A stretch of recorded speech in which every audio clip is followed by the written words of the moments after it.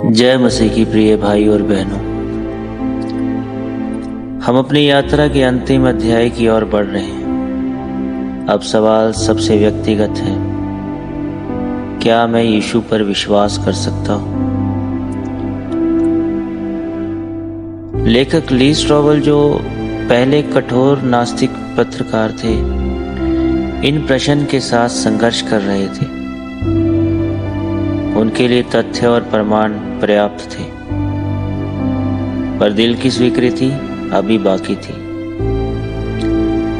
ली स्ट्रॉबल का अब आंतरिक संघर्ष चल पड़ा था। स्ट्रॉबल लिखते हैं, मैंने सबूत देख लिए थे, परंतु विश्वास करने के लिए मुझे अपने गर्व और जिद को छोड़ना पड़ा।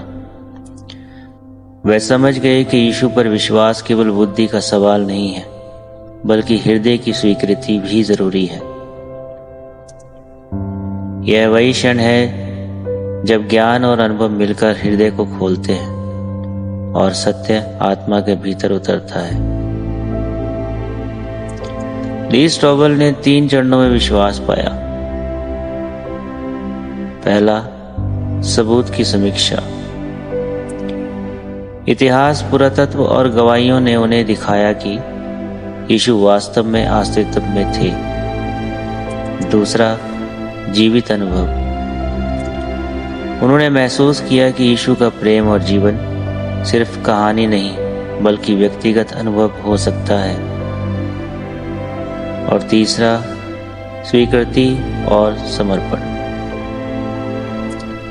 उन्होंने अपने हृदय को खोला और स्वीकार किया, यीशु, मैं तुझ पर विश्वास करता हूँ।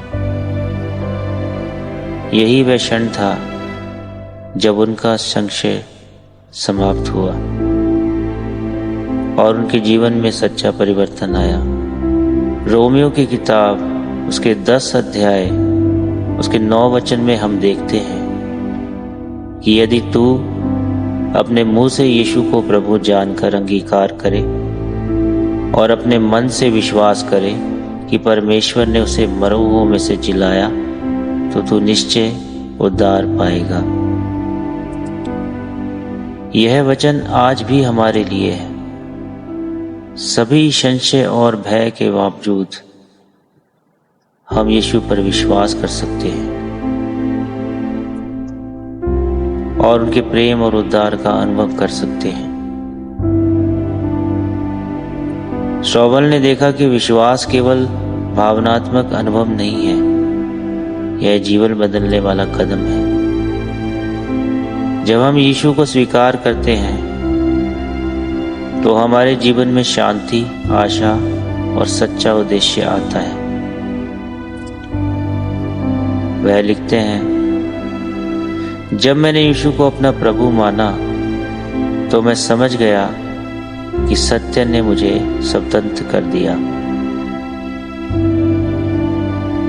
क्योंकि परमेश्वर ने जगत से ऐसा प्रेम रखा कि उसने अपना इकलौता पुत्र दे दिया, ताकि जो कोई उस पर विश्वास करे वह नाश ना हो, परंतु अनंत जीवन पाए। इसलिए जिसने विश्वास किया वह जीवन पाएगा, और जिसने नकारा वह मृत्यु में रहेगा।